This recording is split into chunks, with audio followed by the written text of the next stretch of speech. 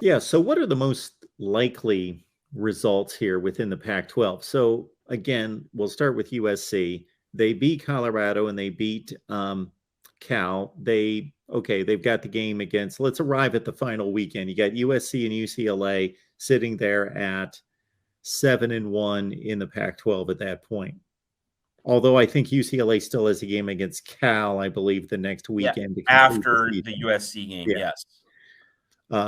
On that same weekend, as you mentioned, Oregon, Utah, and as the standings sit right now, we're looking at both of those teams sitting there with, although Oregon's got no losses at this point within conference play.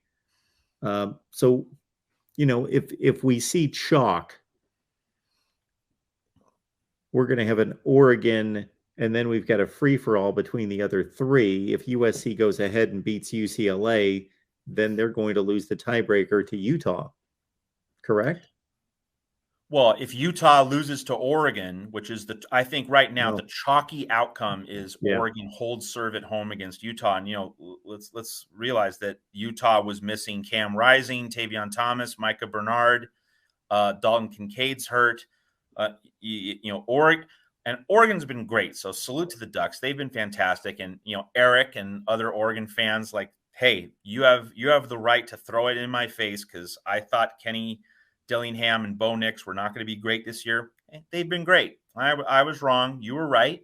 I can own it. I'm a big boy. I'm going to take the L here on the Voice of College Football. But, with all that having been said, Oregon is the clear favorite against Utah. And Utah is going to need the very best of Cam Rising.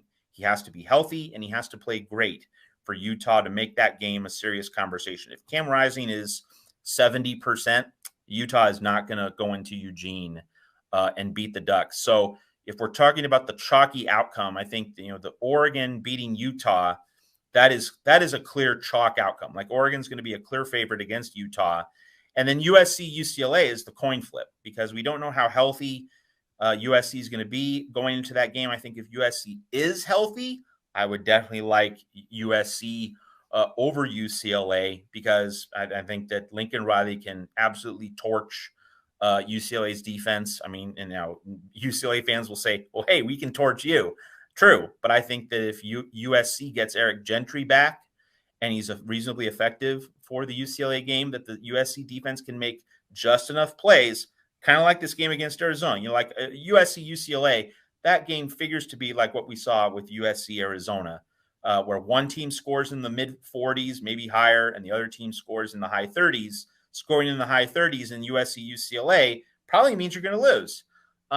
So Oregon beating Utah would basically mean, in terms of the Pac-12 standings right now, if Oregon beats Utah, that basically clears the path for the USC UCLA winner to oppose Oregon in the Pac-12 championship game because the USC UCLA winner will finish 8-1. Oregon would give Utah its second Pac-12 loss. The Utes would be 7-2 if they lose to Oregon. If Oregon beats Utah, then USC UCLA is basically a play-in to the Pac-12 championship game. Obviously, as you mentioned, UCLA would then have to still take care of business the following weekend against Cal. One should expect that to happen. But really, the Oregon-Utah is the gateway game. If Oregon wins, then USC UCLA is a clear play-in game. And if Utah wins, well, then that muddles things up, and Utah would have head-to-head wins over both Oregon and USC. So Utah would really like USC to beat UCLA because then Utah would have double head-to-heads. That would certainly make the Utes more secure in their position. If UCLA beats USC, well, UCLA beat Utah, which beat Oregon, which beat UCLA. So you would have every team in that three-way would be 1-1 head-to-head, and you would go to the other tiebreakers. So really, Oregon-Utah would be the first thing. And that really sets up an interesting point. We haven't gotten the time slots yet for November 19th.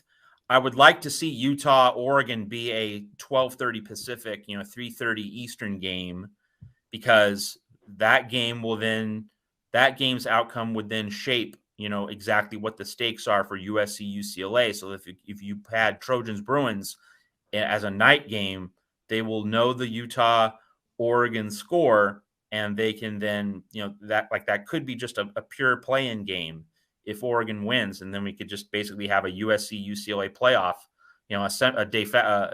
essentially a semifinal to get into the Pac-12 championship game.